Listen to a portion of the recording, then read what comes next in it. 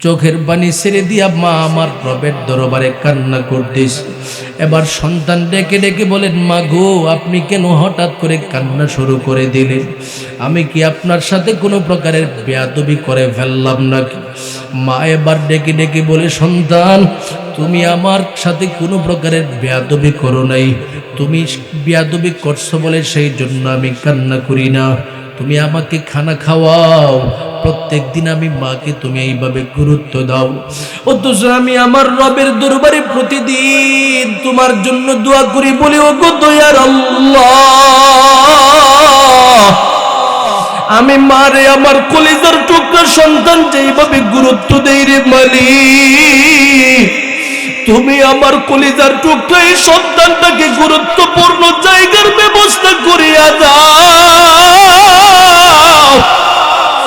এরে মালিক, আমার কাছে এই যুগের মধ্যে নবীর মতো গুরুত্বপূর্ণ মানুষ আর কাউরে মনে হই না। ওরে মালিক, আমার কলিজার টুকরা এই সন্তানটা আমারে যেভাবে গুরুত্ব দেয়, আমাকে যেভাবে ভালোবাসি, এই জগতের নবী হলো আপনার কাছে সবচেয়ে থেকে গুরুত্বপূর্ণ মানুষ। তিনি যখন জান্নাতে যাবে, তার জান্নাতের সঙ্গী হিসাবে আমার সন্তানটাকে আপনি কবুল করে নেন। সন্তান রে, আমি প্রতিদিন আমার রবের দরবারে এইভাবে দোয়া করি, অথচ আমার মন বলতেছে এখন আমার এই দোয়াটা আমার রবের কাছে কবুল হই না। তুমি আমি মায়েরে এইভাবে নিজের সন্তানদের উপরে গুরুত্ব দাও, নিজের বিবির উপরে গুরুত্ব দাও। আমি মারে তুমি এমন ভাবে ভালোবাসো, আর এখনো আমার দোয়াটা আমার রব কবুল করে নাই। সেই জন্য আমি আমার রবের দরবারে চোখের পানি ছেড়ে দিয়া কান্দি। দূর থেকে মায়ের কান্না দেখিয়া মুসা নবী পাগলের মতো দৌড়াইয়া উপস্থিত হয়ে গেল। এবার কসাই সন্তানের সামনে দাঁড়াইয়া মুসা নবী ডেকে ডেকে বলেন, রে আল্লাহর বান্দা কসাই, তোমার মাকে তুমি এই মুহূর্তে ঘোষণা প্রদান করে দাও, তোমার মা যেদিন থেকে তোমার জন্য দোয়া শুরু করে দিছি, প্রত্যেকটা দোয়া আমার রব কবুল করে নিছে।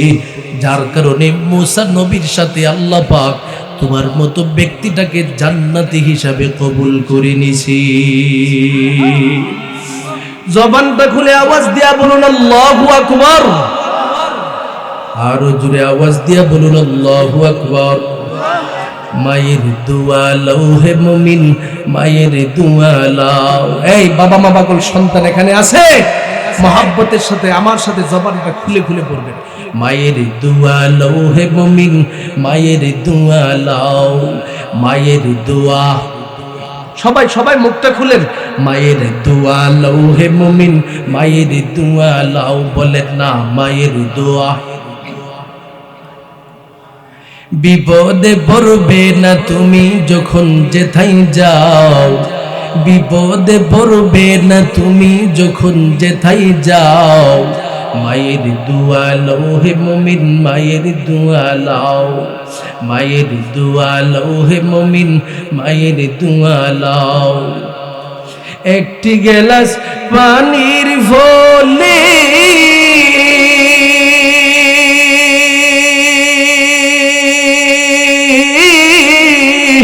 বাইজিদের কোলে তুলে হাত তুলে মা বলে বাইজিদকে ওলি বানাও, হাত তুলে মা বলে বাইজিদকে ওলি বানাও। মায়ের দোয়া লও হে মুমিন, মায়ের দোয়া লও। বলেন না মায়ের দোয়া। ওরে আমার মহব্বতের বান্দা, وَقَضَى رَبُّكَ أَلَّا تَعْبُدُوا إِلَّا إِيَّاهُ। এক নম্বরে আমি রবের পক্ষ থেকে তোমার সম্মুখে ফাইসালা প্রদান করে দিতেছি রে বান্দা, তোমার জীবনটাকে শুধুমাত্র আমি মালিকের ইবাদতের মাধ্যমে সাজাইবা। তার মানে আমি মালিক ছাড়া এই জগতের মধ্যে কারো ইবাদত করা যাবে না।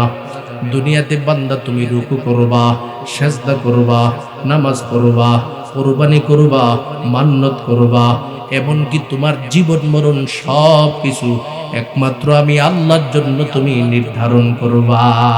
সুবহানাল্লাহ বলে।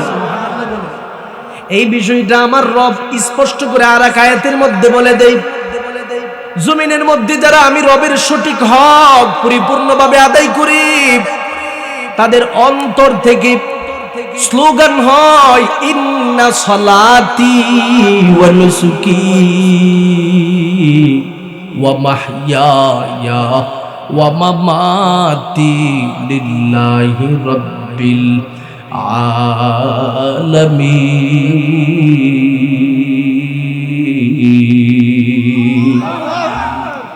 আমার রবের পক্ষ থেকে ঘোষণা প্রদান করে দে রে মুমিন বান্দা, শুনে নাও, আমি রবের হক যদি তুমি সঠিকভাবে আদায় করতে চাও, আমি আল্লাহর পক্ষ থেকে তোমার সামনে ঘোষণা প্রদান করে দিলাম, বান্দা তোমার অন্তর থেকে তুমি প্রতিজ্ঞাবদ্ধ হবে, আমার নামাজ আল্লাহর জন্য, আমার কুরবানি আল্লাহর জন্য, আমার জীবন আল্লাহর জন্য, আমার মরণ আল্লাহর জন্য।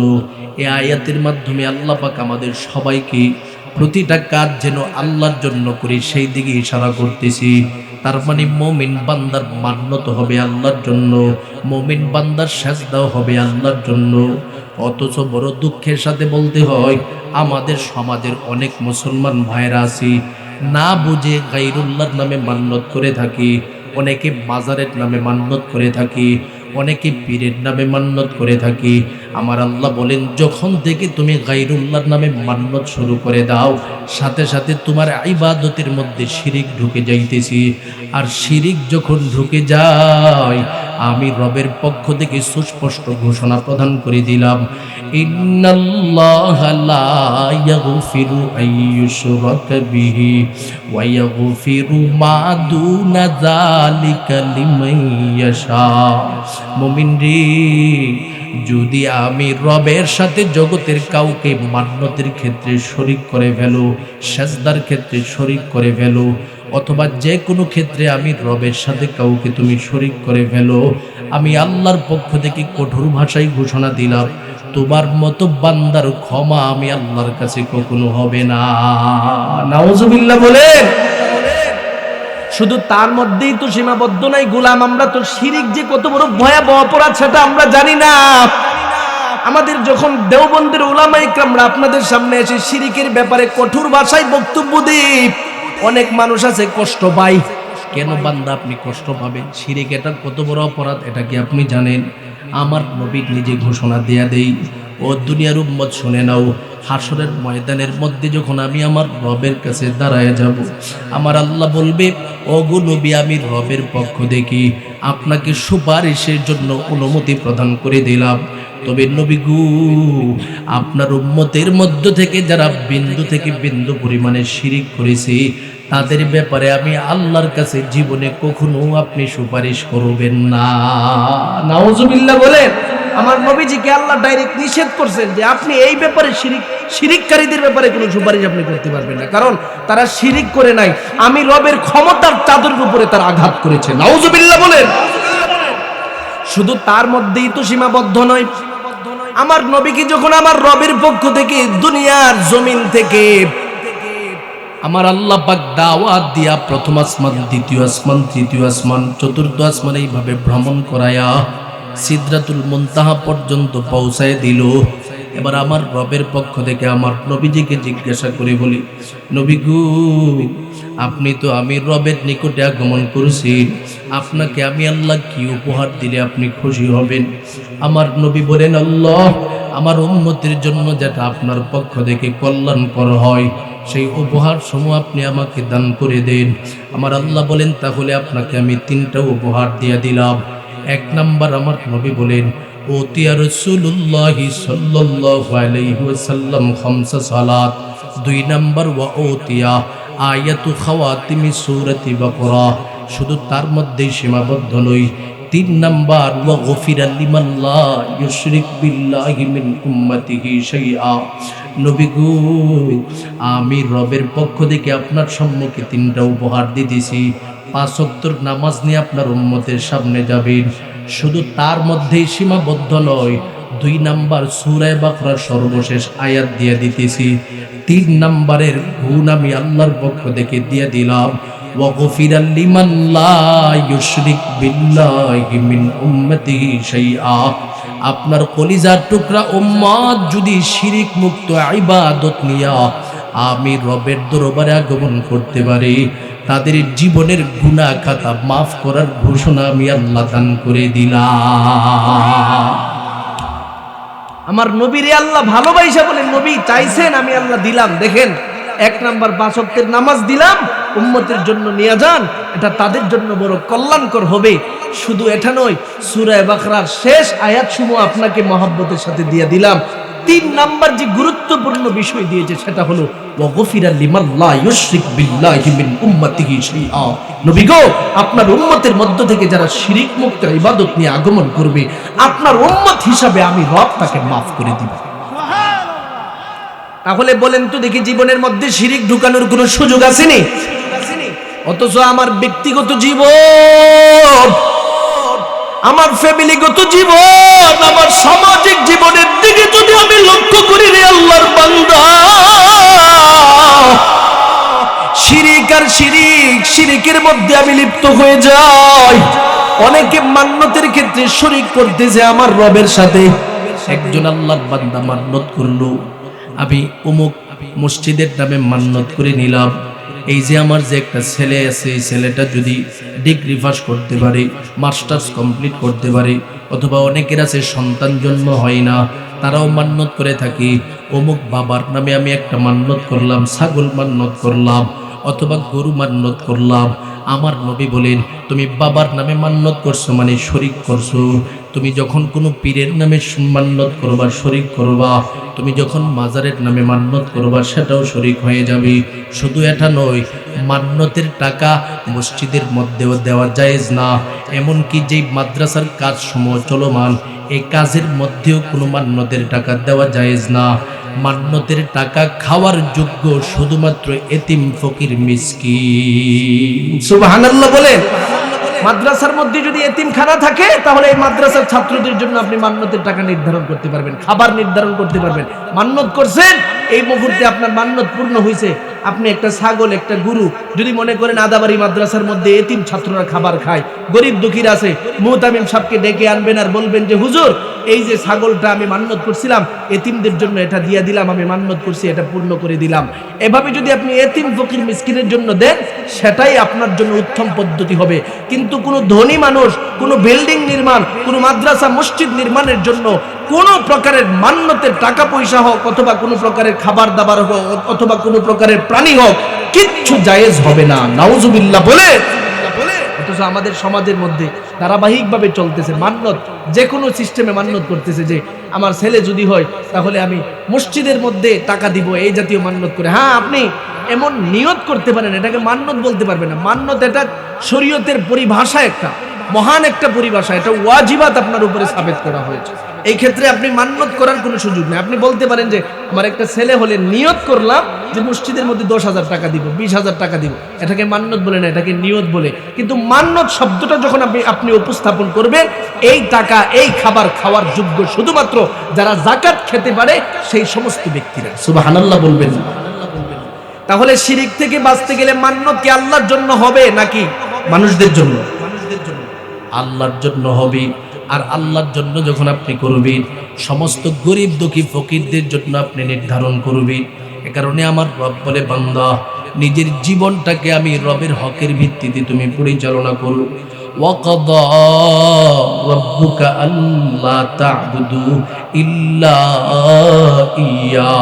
মুমিন রে, আমি রবের পক্ষ থেকে তোমার সম্মুখে ঘোষণা প্রদান করে দিলাম, দুনিয়াতে যতদিন থাকবা আমি মালিকের হক সঠিকভাবে আদায় করবা, ইবাদত করবা আমি আল্লাহর। শিরিক থেকে নিজের জীবনটাকে প্রতিটা মুহূর্তে মুহূর্তে হেফাজত করবা। 2 নাম্বারের হক, আমার রবের পক্ষ থেকে দুনিয়ার প্রতিটা মানুষের সম্মুখে স্পষ্ট করে দেই, ওরে আল্লাহর মহাব্বতের বান্দা, আমি আল্লাহর পক্ষ থেকে তোমার জন্য এবার দ্বিতীয় নাম্বারের হক বর্ণনা করতেছি, শুনে নাও, এটা তোমার জন্য ফাইসালা। সেটা হলো ওয়াবিল ওয়ালিদাইনি ইহসানা। সন্তান রে, দুনিয়াতে তোমার কলিজার টুকরা বাবা মা যতদিন পর্যন্ত দুনিয়াতে বেঁচে থাকবে, তাদের হক তুমি সঠিকভাবে আদায় করবা, তাদের সাথে সদাচরণ করবা, তাদেরকে সর্বোচ্চ ভালোবাসার মুআমালা দেখাইবা।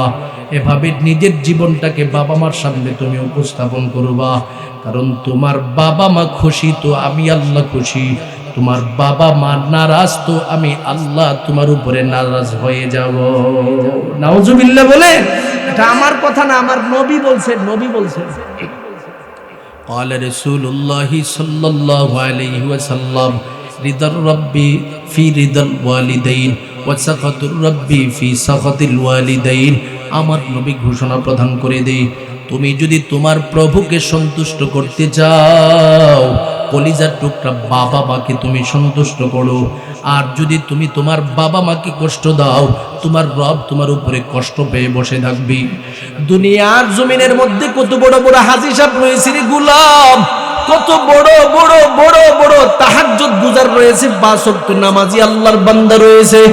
তাদের দিকে তাকালে দেখা যায় 24টা ঘন্টা প্রতিটা মুহূর্তে মুহূর্তে গুনাহ ছাড়া ইবাদতের মধ্যে তার সময় পার করতিস, কিন্তু ঘরের মধ্যে বাবা মা পড়ে আছে, মুহূর্তের জন্য বাবা মাকে গুরুত্ব দিতে পারে না, বাবা মাকে ভালোবাসতে পারে না, বাবা মা খানা খাইছে কিনা সেই খবরটা নেওয়ার মতো টাইম তার কাছে নাই। আমার নবী বলেন, এই বাবা মা যদি তোমার উপরে কষ্ট পেয়ে বসে থাকি, তুমি 5 ওয়াক্তের নামাজ পড়ো, তুমি তাহাজ্জুদ নামাজ পড়ো, সারাদিন জিকির আজকার করো, প্রতি বছর উমরা করার জন্য হজেও যদি তুমি চলে যাও, কোনো ইবাদত আমার আল্লাহর কাছে কবুল হবে না। নাউজুবিল্লাহ বলে, তাহলে বলেন বাবা মাকে কি অসন্তুষ্ট করার সুযোগ আছে? দুনিয়ার জমিনের মধ্যে বাবা মাকে সর্বোচ্চ গুরুত্বের আসন দিতে হবে, এটা সন্তানের উপরে আমার রবের পক্ষ থেকে ফরজ করে দেওয়া হয়েছে, ফরজ। আমরা তো মনে করি এটা সামাজিক একটা প্রথা, বাবা মার খেদমত করা, বাবা মার সম্মান করা, সামাজিক প্রথা না। 5 ওয়াক্ত নামাজ তোমার উপরে যেমন ফরজ, তোমার বাবা মার খেদমত করাও সন্তান হিসাবে তোমার উপরে ফরজ। সুবহানাল্লাহ বলে, আমার কথা নয়, আমার নবী বলেন, দুনিয়ার জমিনের মধ্যে কোনো একজন সন্তানের কাছে তার বাবা মার গুরুত্ব সর্বোচ্চ রে গোলাম।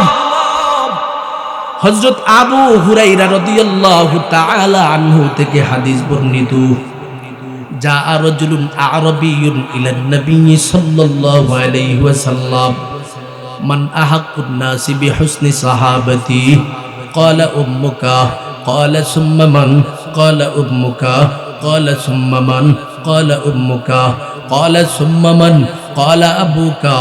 আমার নবীর সামনে একজন গ্রাম্য সাহাবী আগমন করলো, ডেকে ডেকে বলেন, নবী গো, দুনিয়ার জমিনের মধ্যে আমার সামনে কত মানুষ আছে গো নবী, আমার বাবা মা আছে, দাদা দাদি আছে, নানা নানি আছে, আত্মীয় স্বজন কত মানুষ বসবাস করি, আমার নেতা আছে, আমার ডানে বামের যত মানুষ আছে, তাদের মধ্য থেকে আমার পক্ষ থেকে শরীয়তের নিয়ম অনুযায়ী কে সবচেয়ে বেশি সম্মান পাওয়ার যোগ্য, কাকে আমি সবচেয়ে বেশি গুরুত্বপূর্ণ মানুষ মনে করব? আমার নবী বলেন, উম্মুকা, তোমার মাকে তুমি গুরুত্ব দিবা। আবার সাহাবী বলেন, সুম্মা মান। আমার নবী বলেন, উম্মুকা, তোমার মা। আবার সাহাবী বলেন, সুম্মা মান। আমার নবী বলেন, উম্মুকা, তোমার মা। আবার সাহাবী বলেন, সুম্মা মান। আমার নবী বলেন, আবুকা, তোমার বাবা। এর সন্তান, তুমি তোমার বাবা মাকে সর্বোচ্চ গুরুত্ব দিতে হবে, এটা আমার নবীর হাদিস। নবী যে হাদিসের মাধ্যমে আমাদের সম্মুখে স্পষ্ট করে দিয়েছেন, তোমার নেতার সামনে তোমার বাবা মাকেই তুমি গুরুত্ব দিতে হবে, তোমার শ্বশুর শাশুড়ির সামনে বাবা মাকেই তুমি গুরুত্ব দিতে হবে, তোমার এলাকার মুরব্বীদের সামনে তুমি সন্তান হিসাবে বাবা মার সম্মানটাকে তুমি উপরে রাখতে হবে। কারণ আমার নবী বলছে, বাবা মাকে তুমি যত বেশি সম্মান করবা, যত বেশি গুরুত্ব দিবা, আমার আল্লাহর কাছে তুমি সন্তান তত বেশি গুরুত্বের পাত্র হয়ে যাইবা। সুবহানাল্লাহ। বাবা মাকে সন্তান যত বেশি গুরুত্ব দিবে, এই সন্তানটা আপনি খাতা কলমে লিপিবদ্ধ করে নেন, এই সন্তানগুলো আল্লাহর কাছে এমন গুরুত্বপূর্ণ হয়ে যায়। সুবহানাল্লাহ। কেমনে হয়ে যায় তার একটা উদাহরণ দিলে বুঝতে পারবেন। পয়গম্বর মূসা আলাইহিস সালাতু ওয়াস সালাম একদিন আমার রবের দরবারে বলতেছেন, আল্লাহ, দুনিয়াতে যত প্রশ্ন আপনার সামনে আমি করেছি প্রত্যেকটার প্রশ্নের জবাব আমি পেয়েছি, তবে মালিক আর একটা প্রশ্ন আমার বাকি আছে, সেটা হলো আমি তো জানি আপনি আমাকে জান্নাত নামক নিয়ামতের মাধ্যমে সাজাইবেন। ওরে মালিক, আপনি যে আমাকে জান্নাত দান করবেন, সেই জান্নাতের মধ্যে আমার সফর সঙ্গী হিসাবে কে থাকবে? কোন ব্যক্তিটাকে আপনি সফর সঙ্গী হিসাবে গুরুত্ব প্রদান করেছেন? আমার আল্লাহ বললেন, ও মূসা, তোমার উম্মতের মধ্য থেকে একটা ব্যক্তি রয়েছে, ওই ব্যক্তিটা কোনো একটা গ্রামের মধ্যে কসাইয়ের কাজ করে প্রতিদিন একটা গরু জবাই দেয়, খাসি জবাই দেয়, দুম্বা জবাই দেয়, অতঃপর সেটাকে বিক্রি করে করে তার সংসার চালায়। এমন একজন কসাই ব্যক্তিকে আমি তোমার সাথে জান্নাতের জন্য কবুল করে নিলাম। সুবহানাল্লাহ। মূসা নবী বলতেছে, আল্লাহ, আর কোনো মানুষ আপনি পান নাই, তার সারাদিন কাজ হয় শুধু গরু জবাই করা আর মানুষদের কাছে গোশত বন্টন করা। এমন নরমাল একটা ব্যক্তি, সাধারণ একটা ব্যক্তি আমার সাথে জান্নাতের মধ্যে গুরুত্বপূর্ণ জায়গার মধ্যে থাকবে, এটা তো কখনো হতে পারে না। মালিক, ব্যাপারটা কি? তাকে এত বড় গুরুত্বের জায়গায় আপনি রাখলেন, এমন কি কাজ সেই ব্যক্তিটা করছে আর আপনাকে সন্তুষ্ট করে ফেলছে? আমার আল্লাহ বলেন, এটা আমি বলবো না, তুমি নিজে গিয়ে দেখে আসো। সুবহানাল্লাহ বলবেন না? মূসা নবী আর দেরি করে নাই, পাগলের মতো রওনা হয়ে যায়। বাজারের মধ্যে গিয়া দেখি গোশতগুলোকে একের পর এক মানুষের সম্মুখে বন্টন করতেছে, বিক্রি করতেছে, খাবারগুলোকে বিক্রি করতেছি। তার পাশে সুন্দর একটা পাত্র রয়েছে, সেই পাত্রটার মধ্যে তার গোশত সমূহের মধ্য থেকে গুরুত্বপূর্ণ যে গোশতগুলো রয়েছে সেটাকে সে পাত্রটার ভিতরে ঢুকাইলো। অতঃপর শেষ পর্যায়ে সমস্ত গোশত বিক্রি করি এই পাত্রটা নিয়ে আল্লাহর বান্দাটা রওনা হয়ে গেল। মূসা নবী আবার সেই কসাইয়ের সামনে উপস্থাপন করলো, এরে ভাই কসাই, আমি একজন মুসাফির, আল্লাহর বান্দা, আমি তোমার বাড়িতে মেহমান হিসাবে থাকতে চাই, তুমি কি আমাকে মেহমান হিসাবে? জান্নাতি ব্যক্তি তারা তো মেহমানের ব্যাপারে বড় গুরুত্ব দিবে, এটা তো স্বাভাবিক বিষয়। দুনিয়াতে যারা জান্নাতের সার্টিফিকেট প্রাপ্ত তারা তো কখনো মেহমানকে কষ্ট দিতে পারে না। বলেন, হ্যাঁ, আপনি যদি আমার বাসায় মেহমান হিসাবে থাকতে চান, আপনাকে আমি আলাদাভাবে গুরুত্ব দিব, কোনো সমস্যা নাই, চলে আসেন। মূসা নবী আবার ব্যক্তির সাথে রওনা হয়ে গেল। বাড়িতে গিয়া দেখে ওই ব্যক্তিটার জন্য তার স্ত্রী পাক করার জন্য সমস্ত পাত্রসমূহ প্রস্তুত করে রাখছি। ওই ব্যক্তিটা গোশতসমূহকে ছোট ছোট টুকরা করলো, অতঃপর নিজ দায়িত্বে গোশতগুলোকে তিনি সুন্দর করে রান্না করলেন। এই গোশতসমূহ রান্না করার ফলে দেখা যায় পুরা বাড়ি ঘ্রাণে পরিপূর্ণ হয়ে গেল। তার সন্তানটা এসে বাবার কাছে ডেকে ডেকে বলেন, বাবা, আপনার গোশত যেইভাবে রান্না করেছেন আমাদের কাছে ঘ্রাণে আমরা তো মুখরিত হয়ে গেলাম, দেন না একটু গোশত আমরা ভক্ষণ করি। বাবা বলে, সন্তানের দল, এখনো তোমাদের খাওয়ার টাইম হয় নাই, এখনো তোমাদেরকে আমি দিতে পারছি না। বিবি বলেন, দিয়া দেন না, সন্তানগুলো কান্না করতেছে। আল্লাহর বান্দা বলে, কখনো আমি আমার সন্তানদেরকে আগে দিতে পারি না। মূসা নবী তাকায় দেখে আল্লাহর মহাব্বতের বান্দাটা সমস্ত গোশত সমূহকে রান্না করে ভুনা করিয়া একটা আলাদা রুমের মধ্যে চলে গেল। সেখানে যাইয়া তার কলিজার টুকরা মহাব্বতের মা, বৃদ্ধা মা, অসুস্থ হয়ে বিছানার মধ্যে পড়া, মায়ের সামনে বসে বসে এবার সন্তান বলতেছে, মা গো, আমি নিজ হাতে আপনার জন্য রান্না করে খাবারটা নিয়ে আসি, আমার গোশত সমূহের মধ্য থেকে সবচেয়ে থেকে ভালো গোশতটা আপনার জন্য নিয়ে আসি। মারে, ঘুম থেকে জাগ্রত হন, অতঃপর আপনি সেই গোশতটা ভক্ষণ করে ফেলুন। মা এবার সন্তানের কাছে বলতে শুরু করে দেই, সন্তান, প্রতিদিন এইভাবে তুমি কেন কষ্ট করো? তোমার স্ত্রী আসলেই তো হয়। সন্তান বলে, মারে, আমি আপনাকে আমার জন্য জান্নাত মনে করি। ওরে মা, আমি নিজে আপনাকে খাওয়াইয়া দিয়ে যাব। এবার সন্তান নিজ হাতে কলিজার টুকরা মায়ের মুখের মধ্যে খাবার দেই। মা ভক্ষণ করতেছে, খানার পর্ব শেষ হয়ে গেল। চোখের পানি ছেড়ে দিয়া মা আমার রবের দরবারে কান্না করতেছে। এবার সন্তান ডেকে ডেকে বলেন, মা গো, আপনি কেন হঠাৎ করে কান্না শুরু করে দিলেন? আমি কি আপনার সাথে কোনো প্রকারের বেয়াদবি করে ফেললাম নাকি? মা এবার ডেকে ডেকে বলে, সন্তান, তুমি আমার সাথে কোনো প্রকারের বেয়াদবি করো নাই। তুমি বেয়াদবি করছো বলে সেই জন্য আমি কান্না করি না। তুমি আমাকে খানা খাওয়াও, প্রত্যেক দিন আমি মাকে তুমি এইভাবে গুরুত্ব দাও, অথচ আমি আমার রবের দরবারে প্রতিদিন তোমার জন্য দোয়া করি, বলি ও গো দয়ার আল্লাহ, আমি মারে আমার কলিজার টুকরা সন্তান যেইভাবে গুরুত্ব দেই রে মালিক, তুমি আমার কলিজার টুকরা এই সন্তানটাকে গুরুত্বপূর্ণ জায়গার ব্যবস্থা করিয়া দাও। এরে মালিক, আমার কাছে এই যুগের মধ্যে নবীর মতো গুরুত্বপূর্ণ মানুষ আর কাউরে মনে হই না। ওরে মালিক, আমার কলিজার টুকরা এই সন্তানটা আমারে যেভাবে গুরুত্ব দেয়, আমাকে যেইভাবে ভালোবাসি, এই জগতের নবী হলো আপনার কাছে সবচেয়ে থেকে গুরুত্বপূর্ণ মানুষ। তিনি যখন জান্নাতে যাবে, তার জান্নাতের সঙ্গী হিসাবে আমার সন্তানটাকে আপনি কবুল করেন। সন্তানরে আমি প্রতিদিন আমার রবের দরবারে এইভাবে দোয়া করি, অথচ আমার মন বলতেছে এখন আমার এই দোয়াটা আমার রবের কাছে কবুল হই না। তুমি আমি মায়ের এইভাবে নিজের সন্তানদের উপরে গুরুত্ব দাও, নিজের বিবির উপরে গুরুত্ব দাও। আমি মারে তুমি এমন ভাবে ভালোবাসো, আর এখনো আমার দোয়াটা আমার রব কবুল করে নাই। সেই জন্য আমি আমার রবের দরবারে চোখের পানি ছেড়ে দিয়া কান্দি। দূর থেকে মায়ের কান্না দেখিয়া মুসা নবী পাগলের মতো দৌড়াইয়া উপস্থিত হয়ে গেল। এবার কসাই সন্তানের সামনে দাঁড়াইয়া মুসা নবী ডেকে ডেকে বলেন, রে আল্লাহর বান্দা কসাই, তোমার মাকে তুমি এই মুহূর্তে ঘোষণা প্রদান করে দাও, তোমার মা যেদিন থেকে তোমার জন্য দোয়া শুরু করে দিছি, প্রত্যেকটা দোয়া আমার রব কবুল করে নিছে। যার কারণে মুসা নবীর সাথে আল্লাহ পাক তোমার মতো ব্যক্তিটাকে জান্নাতি হিসাবে কবুল করে নিছি। জবানটা খুলে আওয়াজ দিয়া বলুন আল্লাহু আকবার। আরো জোরে আওয়াজ দিয়া বলুন আল্লাহু আকবার। মায়ের দোয়া লও হে মুমিন, মায়ের দোয়া লও।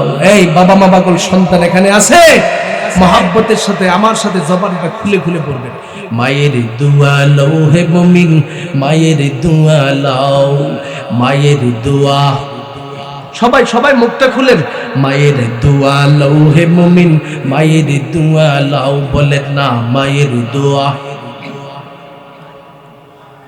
বিপদে পড়বে না তুমি যখন যেথায় যাও, বিপদে পড়বে না তুমি যখন যেথায় যাও।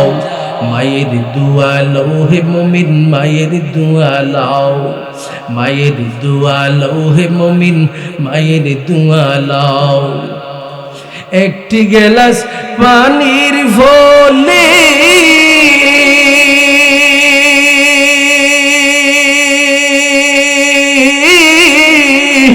বাইজিদের কোলে তুলে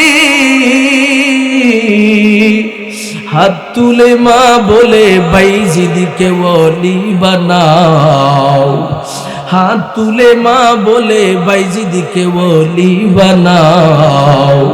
মায়ের দোয়া লও হে মুমিন, মায়ের দোয়া লও। বলেন না মায়ের দোয়া। বিপদে পড়বে না তুমি যখন যেথায় যাও, বিপদে পড়বে না তুমি যখন যেথায় যাও। মায়ের দোয়া লও হে মুমিন। আল্লাহর ওলি বাইজিদের নাম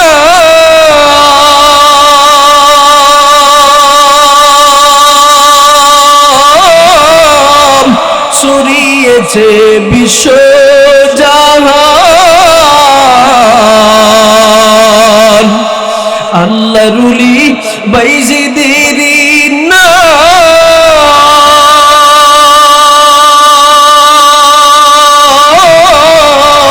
ছড়িয়েছে বিশ্ব জাহান। ছোট্ট ছেলে বাইজিদেরই মতো সবাই হও, ছোট্ট ছেলে বাইজিদেরই মতো সবাই হও। মায়ের দোয়া লৌহে মুমিন, বলেন না মায়ের দোয়া লৌহে মুমিন, মায়ের দোয়া লও, বলেন না মায়ের দোয়া।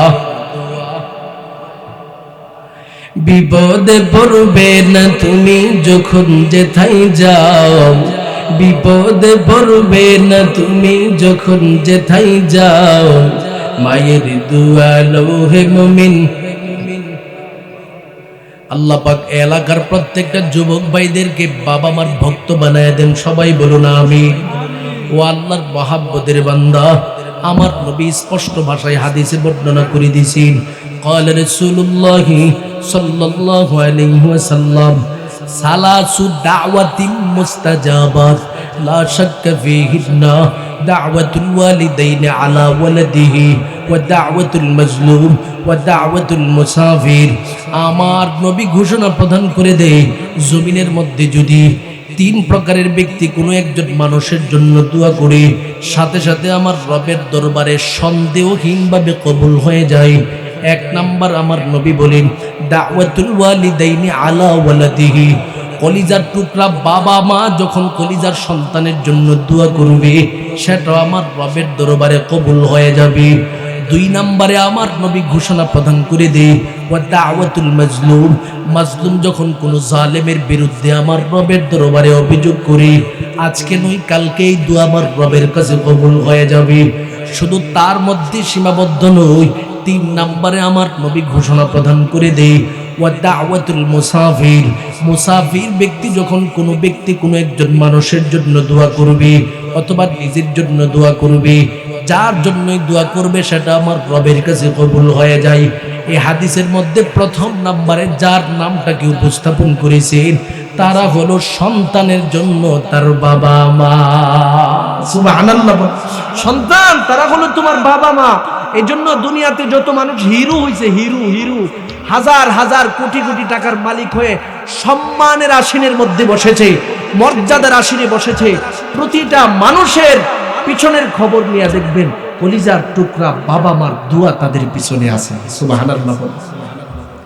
যারা আপনার সমাজের মধ্যে সম্মানিত, আপনি দেখবেন খবর নিয়ে দেখবেন কলিজার বাবা মার দোয়া তার জন্য আছে।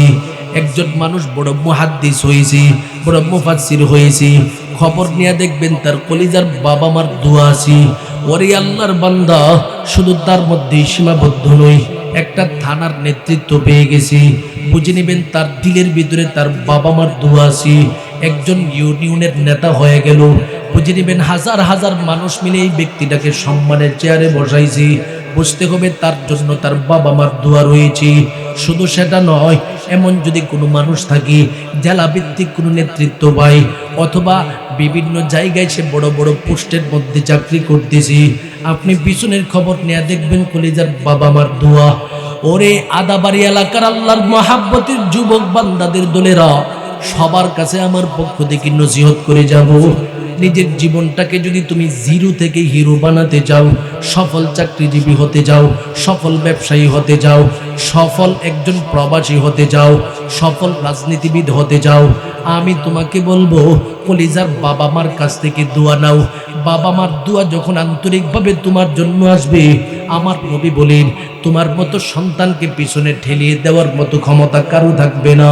তবে সাবধান, কলিজার বাবা মারে তুমি কখনো কষ্ট দিবা না, বাবা মাকে তুমি আঘাত দিবা না, বাবা মার সাথে জোর গলায় কথা বলবা না।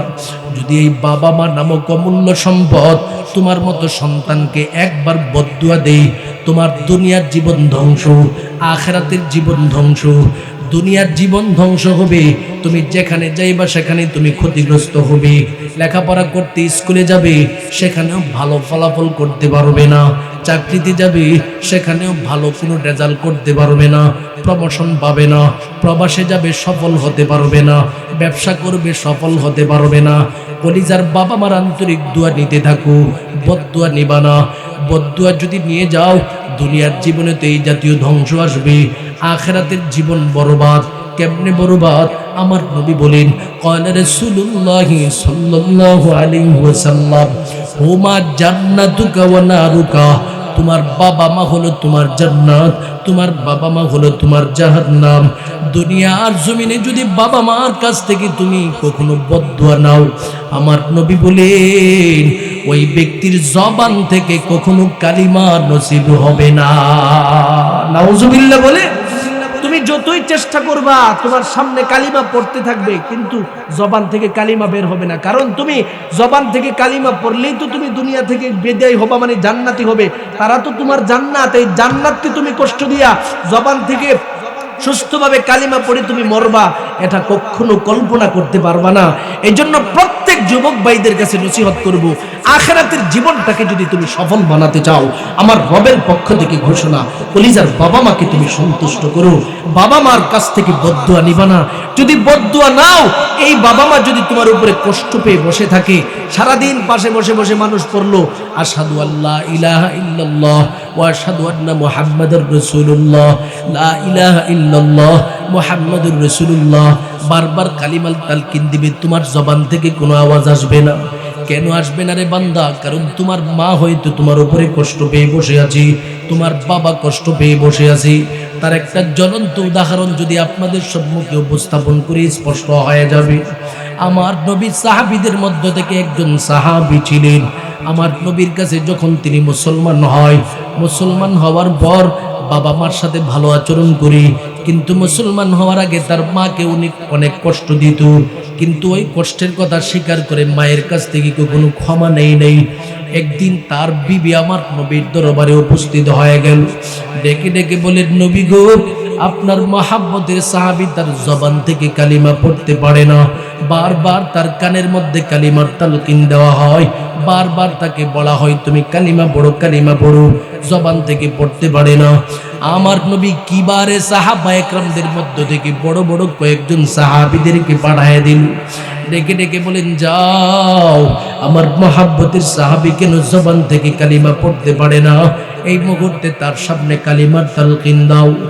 এবার সাহাবা একরামরা ওই ব্যক্তির সামনে চলে গেল, যেই ব্যক্তিটা সাকরাত হালাতে রয়েছে, তার কানের সম্মুখে যায়া সাহাবা একরামরা বারবার বলে, লা ইলাহা ইল্লাল্লাহ।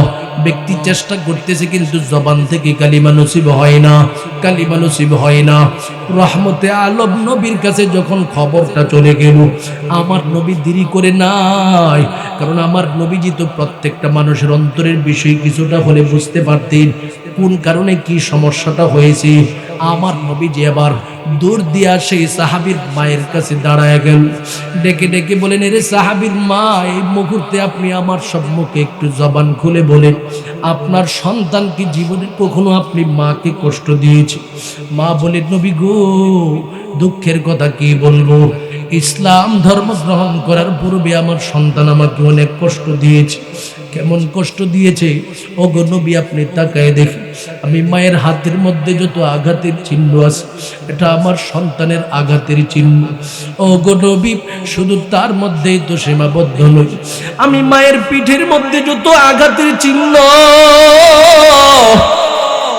প্রত্যেকটা আঘাতের চিহ্ন হলো আমার সন্তানের আঘাত। ওগো নবী, এইভাবে আমার সন্তান আমি মারে আঘাত করত, কষ্ট দিত। আমার নবী বলেন, তুমি কি এখনো তোমার সন্তানকে মাফ করতে পারো নাই? মা বলে, কখনো আমি আমার এই সন্তানটাকে ক্ষমা করতে পারি না। আমার নবী বলেন, তাহলে এই মুহূর্তে ভালো করে শুনে নাও, তোমার সন্তান যখন ওই দুনিয়া থেকে বিদায় হয়ে যাবে, কারণ তার জন্য জান্নাত হলো তুমি মা, আল জান্নাতু তাহতা কুদামিল উম্মাহাত। তুমি মা যদি তার উপরে সন্তুষ্ট না থাকো, এই সন্তান চিরস্থায়ী জাহান্নামী হয়ে যাবে। এই মুহূর্তে তোমার সন্তানকে তুমি মাফ করো, না হয়তো সে জাহান্নামী হয়ে মরতে হবে। মা এবার আমার নবীর দিকে তাকায় বলে, নবী গো, আপনি যতই আমাকে চাপাচাপি করেন, আমি সন্তানরে মাফ করলেও আমার জবান দিয়া করব, কিন্তু অন্তর থেকে মাফ হবে না। এই সন্তান জাহান্নামে যাক নাকি আগুনের মধ্যে জ্বলুক, এটা আমার দিলের ভিতরে কোনো কষ্ট নাই। এবার মা আমার নবীর কাছে যখন এই বক্তব্যটা দিয়ে দিল, সাথে সাথে আমার নবী সাহাবা একরামদেরকে আদেশ প্রদান করে দিল, এরে সাহাবা একরামের দলেরা, এই মুহূর্তে আমি নবী নির্দেশ প্রদান করে দিলাম, তাকে আগুনের মধ্যে জ্বালায় ফেলতে হবে, লাকড়ি নিয়ে আসো। এবার আমার নবীর নির্দেশে সাহাবা একরামরা লাকড়ি আনতে গেল, নবীর সামনে লাকড়ি নিয়ে আসলো, ওই ব্যক্তিটাকে আবার শোয়া দেওয়া হবে। মা এবার আমার নবীকে জিজ্ঞাসা করে বলি, ওগো নবী, লাকড়ি কেন আনলেন? আমার সন্তান আবার কি করলো? বলে, তোমার সন্তান দুনিয়ার আগুনের চেয়ে থেকে জাহান্নামের আগুনে জ্বলবে, এটা হতে পারে না। দুনিয়ার আগুনেই তোমার সামনে আমি জ্বালায় দিব, কারণ মা রে, তোমার এই সন্তানটা যদি দুনিয়া থেকে বিদায় হয়ে যায়, দুনিয়ার আগুন থেকে জাহান্নামের আগুন বড় কঠিন। দুনিয়ার আগুনের তুলনায় 70 গুণ জাহান্নামের আগুনে তোমার সন্তান সহ্য করতে পারবে না রে মা। এই মুহূর্তে তোমার সন্তানরে আমি আগুন দিয়ে জ্বালাইয়া দিব। আমার নবীর কথা শোনার পর মা এখন সহ্য করতে পারতেছে না। ওরে আল্লাহর বান্দা, ভালো করে শুনে নাও, দুনিয়াতে তোমার বাবা মা তোমার যত বড়ই কষ্ট, যত বড়ই তুমি তোমার বাবা মাকে শত্রু মনে করো, তোমার কলিজার টুকরা বাবা মা তোমার কখনো কষ্ট সহ্য করতে পারবে না। কারণ বাবা মা এমন অমূল্য সম্পদ, সন্তান যদি কখনো কষ্টের মধ্যে পড়ে যায়, বাবা মা কখনো সহ্য করতে পারবে না। সন্তান না খায়া থাকুক, বাবা মা কখনো সহ্য করতে পারে না। সন্তানটা যদি কখনো কষ্টের সম্মুখীন হয়, জেল হাজতে চলে যায়, বাবা মা সবচেয়ে থেকে বেশি কষ্ট পায়। জ্বলন্ত উদাহরণ আপনারা পত্র পত্রিকার মধ্যে যারা সবসময় দেখে থাকেন, স্পষ্ট হয়েছে, অথবা যারা অনলাইনের মধ্যে অ্যাক্টিভ থাকেন, জ্বলন্ত ঘটনা কিছুদিন আগে ঘটেছে। একটা যুবক সন্তান 12 বৎসর যখন জেল হাজতের মধ্যে ছিল, সেই জেল থেকে বের হওয়ার পর একজন সাংবাদিক আসিয়া যুবকটাকে জিজ্ঞাসা করে বলে, এরে যুবক ভাই, তুমি যে এতদিন পর্যন্ত জেল হাজতে ছিলা, তোমাকে দেখার জন্য কি কেউ যাই নাই? যুবক বলে, হ্যাঁ, আমাকে দেখার জন্য আমার বাবা মা গিয়েছে। এবার জিজ্ঞাসা করা হলো, তোমার মহাব্বতের বিবি কি তোমাকে দেখতে যাই নাই? বলে, আমি আমার বিবিকে বিবাহ বন্ধনে আবদ্ধ করার পর আমার যখন 12 বৎসরের জেল হয়ে গেল, আমার মহাব্বতের বিবিটা আমার কাছ থেকে ডিভোর্স নিয়ে আসছি, তালাক নিয়ে অন্যত্রে বিবাহ বন্ধনে আবদ্ধ হয়ে গেল। অথচ এই বিবির জন্য আমি আমার মারে ছাইরা দিলাম, অথচ এই বিবির জন্য আমি আমার কলিজার টুকরা বাবারে ছাড়ছিলাম। আজকে আমি সন্তান যখন জেল হাজতে যাই, প্রতি 1 সপ্তাহ পর পর আমার বাবা আমার কাছে যায়, বলে, সন্তান রে, জেল হাজতের মধ্যে যে খাবার দিই সেইগুলোকে সঠিকভাবে তুমি খেতে পারো? আমি সন্তান বলি, মা রে, বাবা রে, আমি তো সঠিকভাবে খারাপ খাবার খেতে পারি না, এমন ভালো কোনো খাবার জেল হাজতের মধ্যে নাই। আমি আমার বাপরে, আমি আমার মারে তাকিয়ে দেখতাম। আমি সন্তানের জন্য বড় মহাব্বতের সাথে ভালোবাসা দিয়া প্রতি কয়েকদিন পর পর খাবার নিয়ে যেত। আমি সন্তানরে খাবার খাওয়াইয়া দিত, আর বলতো, সন্তান, যতই বাবা মারে তুমি সবসময় শত্রু ভাবছো, আজকে তোমার বাবা মা তোমার কাছ থেকে দূরে যাবেন। ওরে আল্লাহর বান্দা, একটু কি দিলটাকে বুঝাইতে পারো না? কোন বাবা মারে তুমি কষ্ট দাও? একবার বিপদে পইরা দেখবা, সবার আগে তোমার মা তোমার জন্য কান্না শুরু করে দেবে। একবার তুমি বিপদে পড়ে দেখো, তোমার কলিজার বাবা পুরো পাগলের মতো হয়ে যাবে রে যুবক। আমি হুজুর মানুষ, বাংলাদেশের বিভিন্ন প্রান্তে ওয়াজ মাহফিল করে থাকি রে আল্লাহর গোলাম। যখন এই বাড়ি থেকে বের হয়, কলিজার টুকরা মহাব্বতের বাবা যেন আমাকে ফোন দেই, রাত 12টা, 1টা, 2টা, 3টা, বারবার বলে, সন্তান রে, কোন জেলার মধ্যে আছো, কেমন আছো, কোন হালাতে আছো? আমি বলে, বাবা গো, ঘুমের ঘুরে চলে যান, আমার জন্য কোনো টেনশন করবেন না। বাবা এবার ডেকে ডেকে বলে, সন্তান, তুমি যখন বাইরে থাকো আমি ঘুমাতে পারি না, তোমার মাও ঘুমাতে পারে না, কারণ না যেন আমার সন্তানটা কোন বিপদের মধ্যে পড়ে যায়। ওরে যুবক ভাই, এমন কলিজার বাপ মারে তুমি শত্রু ভাবতেছো, বাপ মারে তুমি কদর করতে জানো না। এই বাপ মার কাছ থেকে তুমি দোয়া নিতে পারো না রে যুবক।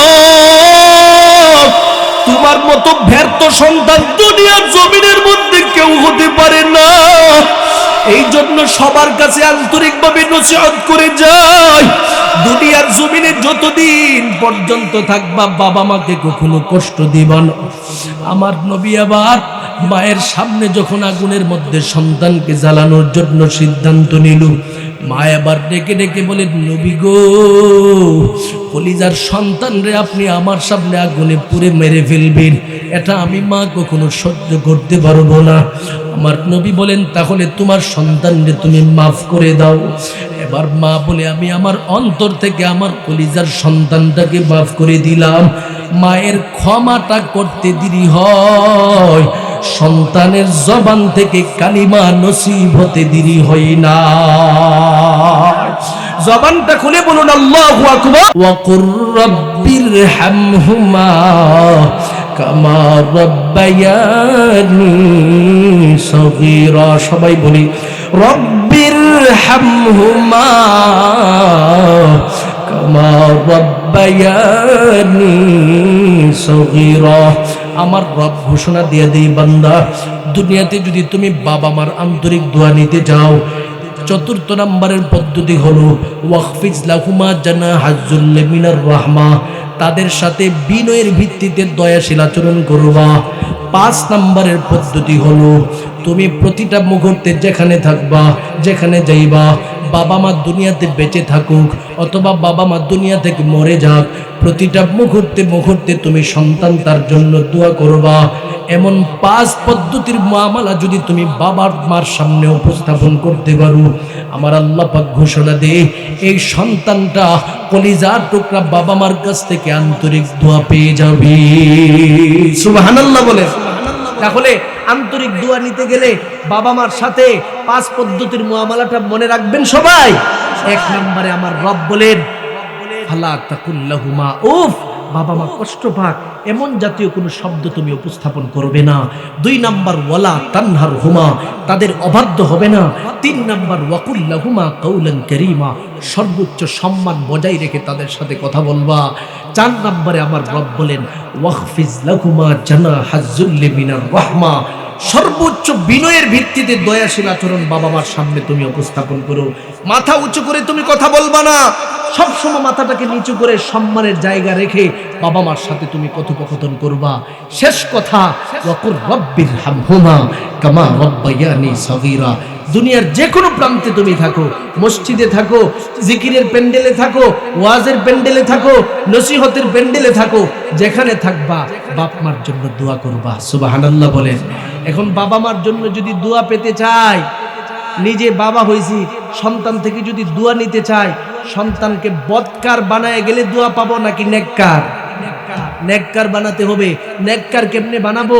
নেককার বানানোর পদ্ধতি হলো দুনিয়ার জমিনের মাদ্রাসার শিক্ষা। কথা কোন ঠিক কিনা?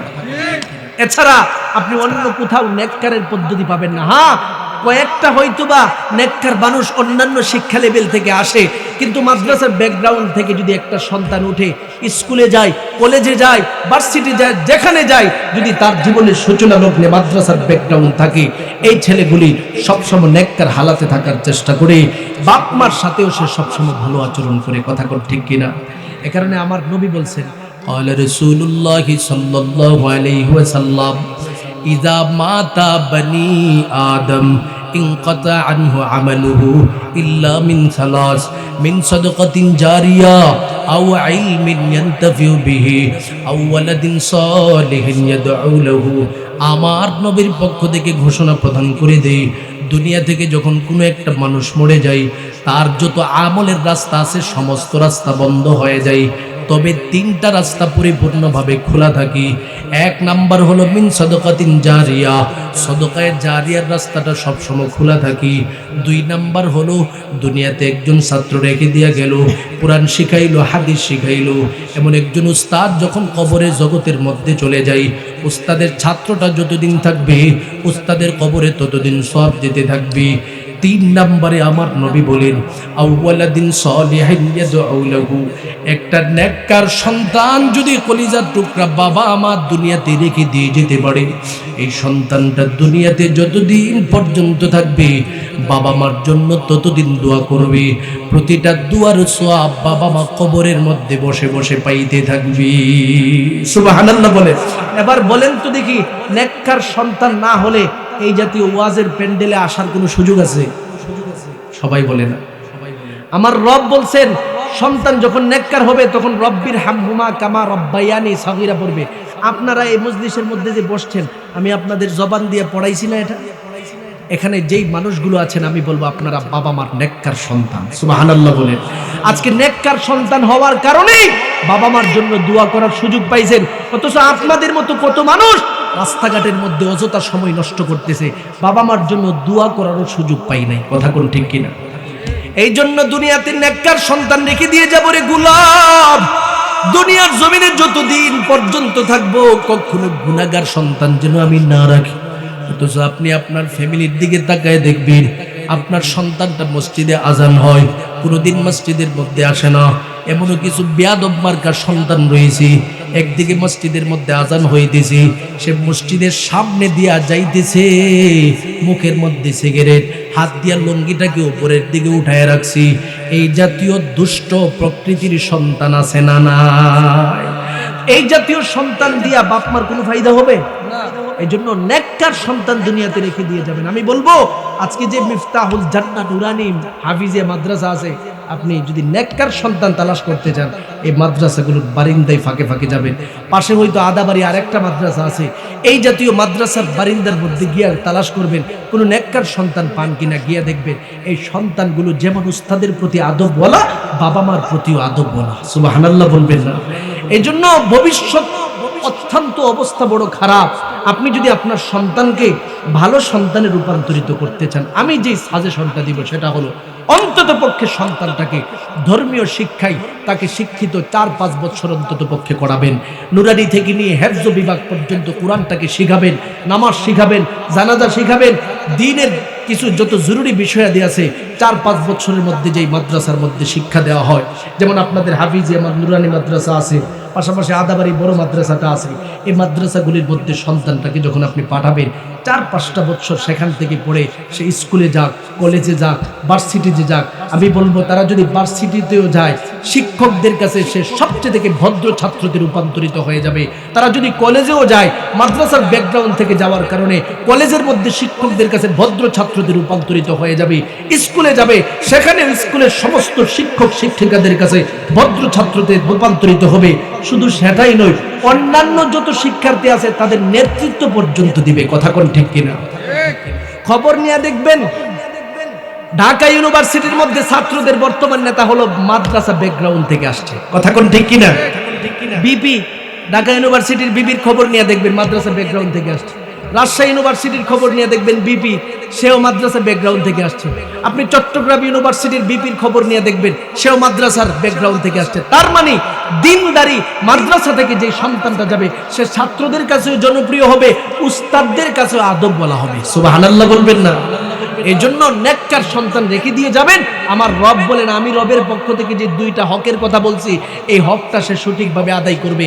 1 নম্বরের হক হলো ওয়াকাযা রাব্বুকা আল্লাহ তা'বুদু ইল্লা ইয়া, আমি আল্লাহর পক্ষ থেকে ঘোষণা দিয়েছি আমি রব ছাড়া কারো ইবাদত করা যাবে না, শিরিক করা যাবে না। ব্যক্তিটা শিরিক বুঝবে, নিজেকে শিরিক থেকে হেফাজত করবে। যদি সে নেককার সন্তান হয় তার জন্য আরেকটা হক যেটা আমি রবের পক্ষ থেকে বলে দিয়েছি, ওয়াবিল ওয়ালিদাইনি ইহসানা, কলিজার টুকরা বাবা মাকে সে কখনো কষ্ট দিবে না। এই আচরণটা তার দিলের ভিতরে চলে আসবে, আর এই আচরণটা যে সন্তানের দিলের ভিতরে আসবে এই সন্তানই বাবা মার কাছ থেকে আন্তরিক দোয়া পাবে। সুবহানাল্লাহ বলে। তাহলে বলেন সন্তান নেককার রাখবো না বদকার রাখবো? নেককার রেখে দিয়ে যাবে। অনুরোধ করে যায় প্রতিটা সন্তানকে আপনি নেককার বানাবেন। মেয়ে সন্তানটা আছে, তাকে মহিলা মাদ্রাসার ব্যাকগ্রাউন্ডে কিছুদিন পড়ায় নেন, দেখবেন সে ধর্ম বুঝবে, ধার্মিক হবে। সে ধার্মিক হবে মানে সে যখন স্বামীর ঘরে যাবে সেখানে গিয়েও আদব বলা হবে। সে যখন স্বামীর ঘরে নিজের শ্বশুর শাশুড়ির সাথে জীবন কাটাবে সেখানে শ্বশুর শাশুড়িদের সাথে সর্বোচ্চ আদব দেখাবে। আপনি বাবা মার সাথে সর্বোচ্চ আদব দেখাবে। আর যেই ছেলেটা বাড়িতে অযথা ঘোরাফেরা করতেছে, এই সন্তানটাকে আপনি মাদ্রাসা থেকে ব্যাকগ্রাউন্ডে একটু পড়ায় দেখবেন, তার দিলটাকে আলেম ওলামা উস্তাদরা বাপ মার প্রতি এমন আকৃষ্ট বানাইয়া দিবে, সে বাবা মার সামনে কখনো মাথা উঁচু করে বেয়াদবিমূলক কথা বলবে না। এভাবেই তার জীবন চলতে থাকবে। এজন্য বলেন তো দেখি, সন্তানকে নেককার বানাবো নাকি বদকার বানাবো? জবান খুলে বলেন, নেককার বানাবো না বদকার বানাবো? আল্লাহ সবার সন্তানগুলোকে কবুল করেন, সকলে বলুন আমিন। আর সন্তানদের কাছে নসিহত করবো, বাবা তুমি তোমার বাবা মার সাথে আচরণটা করবা 5 পদ্ধতিতে, তুমি জিরো থেকে হিরো হয়ে যাবে।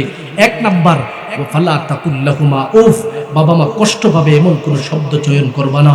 2 নাম্বার, ওয়ালা তানহারহুমা, তাদের অবাধ্য হবে না। 3 নাম্বার, ওয়াকুল্লাহুমা কাউলান কারীমা, সর্বোচ্চ সম্মান নিয়ে তাদের সাথে কথা বলবা। 4 নাম্বার, ওয়াখফিজ লাহুমা জানাহাজ্জুল্লি মিনার রাহমা, বিনয়ের ভিত্তিতে দয়াশীল আচরণ করবা। 5 নাম্বার, ওয়াকুর রাব্বির হামহুমা কামা রাব্বায়ানি সগীরা, বাবা মার জন্য প্রতিটা মুহূর্তে মুহূর্তে তুমি দোয়া করবা, তাহলে তোমার বাবা মার অন্তর থেকে তুমি দোয়া পাইবা।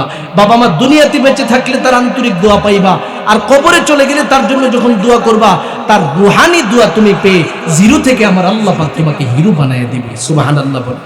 আল্লাহ আমাদের সবাইকে বাবা মা পাগল সন্তান হিসাবে কবুল করেন, সকলে বলুন আমিন। এই জন্য আমি আপনাদের কাছে শেষ নসিহত করে দিয়ে গেলাম, 1 নাম্বার হক হলো রবের হক। 1 নাম্বার হক কি? রবের হক। রব আমাদের কাছে কি পাওনা? বলেন শিরিক মুক্ত ইবাদত। বলেন কি? 2 নাম্বার, আমার রব আমাদের সামনে বাবা মার হকের কথা বলছে, বাবা মার সাথে সবসময় ভালো আচরণ করতে হবে, এই ভিত্তিতে চলবো।